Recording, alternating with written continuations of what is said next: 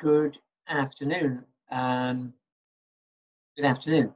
My name is Jim Twelves, and I'm looking after EDU101, Semester 1, 2019. And today I'd like to give you a bit of a chat about a major project. I just had a phone call from a Zoom session with one of my students about this, and I meant to press record but forgot, and so I'm now going to try and do a recap of what I said to them, and hopefully this will be a share and help for all of you. Now, if I raise more questions or you want to ask something else, please put your questions in the news forum and I'll be sure to answer them.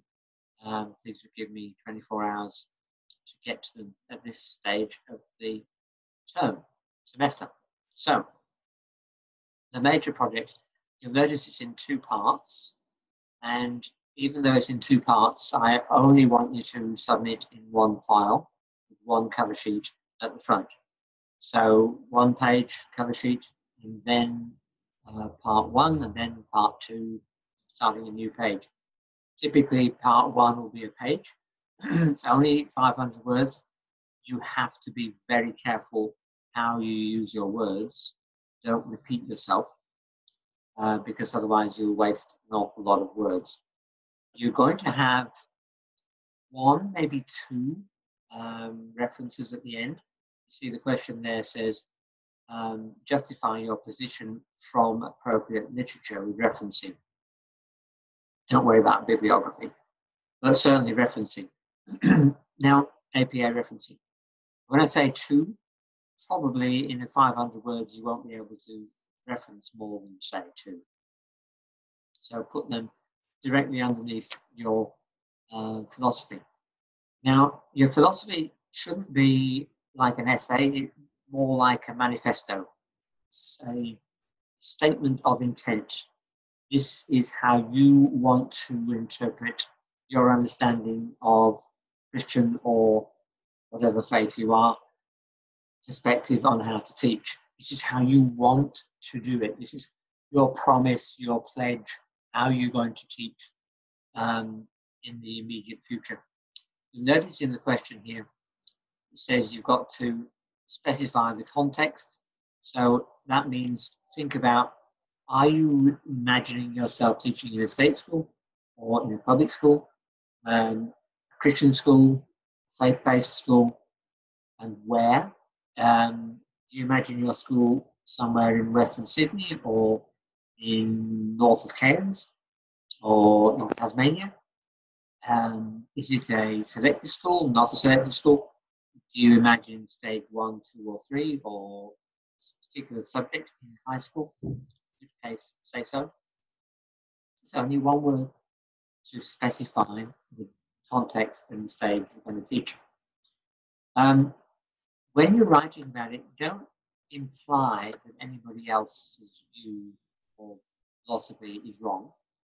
You have a view and you need to justify your view, but it doesn't mean to say that others' view is wrong. It's just different. And don't forget that you're going to change your mind probably as soon as you've written it. You'll be developing further ideas into your philosophy. Okay? All right. Now for part two, it's a bigger, this is an essay, if you like, with an introduction, body, and conclusion. The wording of the question is a little cumbersome. This paragraph here is not part of the question. It's there to illustrate where you might get biblical references from if you were looking for some. They give you some examples. But this is the question. That's it. So what is the essence of the question? It is, I'm recording here. Yes, thank you.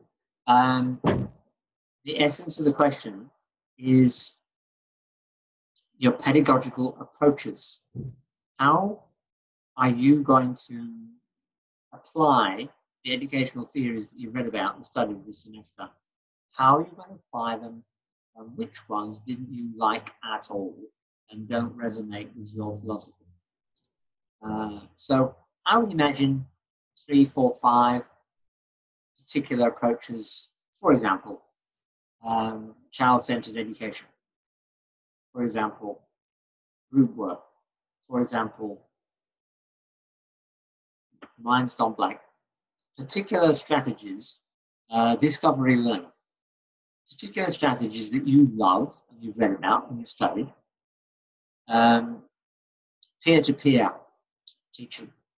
All sorts of strategies. You might like some, in which case say so and why, and give justification for why you like them.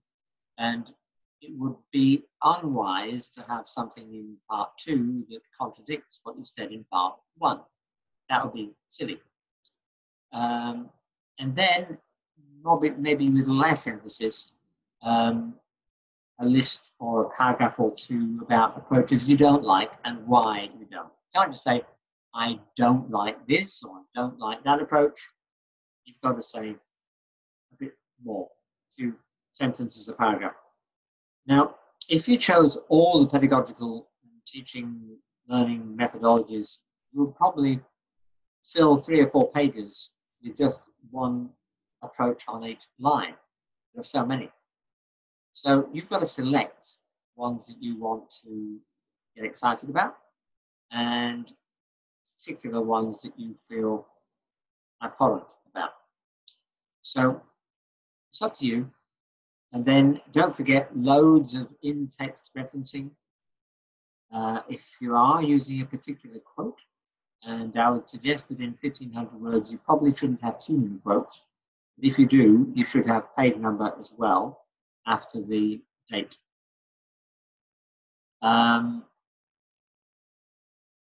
Okay. Yeah, now look at the rubric very carefully. You'll notice that there are lots of segments in the rubric. Let's have a quick look at the rubric. So we go to the subject outline and we go to the rubric for the major project. Yeah, there's 1, 2, 3, 4 sections. So presenting your work professionally, page numbered, right, top right, running header on every page, short title, APA 6, properly executed, good English, good grammar.